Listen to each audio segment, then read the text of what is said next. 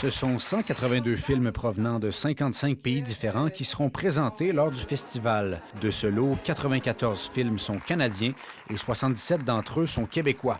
Il s'agit d'un record qui réjouit la directrice de la programmation. On a un pourcentage de plus de 50 de films québécois canadiens cette année.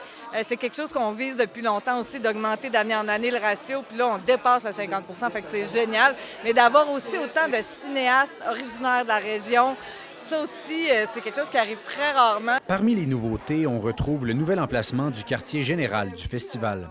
Cette année, c'est au hangar de la zone portuaire de Chicoutimi que se dérouleront plusieurs activités avant et après les projections. Une façon de dynamiser le festival, mais aussi le centre-ville, selon la directrice générale de Regard. Je pense que ce qui me rend le plus fière, c'est vraiment ce qu'on va faire là, avec le lieu, d'avoir vraiment un quartier général qui rassemble absolument toutes les activités. Là. Ça va faire vraiment comme une espèce de pôle. En plus, c'est à côté du centre-ville. Fait que ça va être vraiment comme super intéressant de voir qu'on est ancré avec notre communauté du Saguenay. Cette édition sera aussi la première à offrir gratuitement toutes les projections du volet jeunesse. Le porte-parole Pierre-Luc Funk espère que cette nouveauté pourra donner la piqûre du cinéma aux jeunes, lui qui en est justement passionné depuis son plus jeune âge.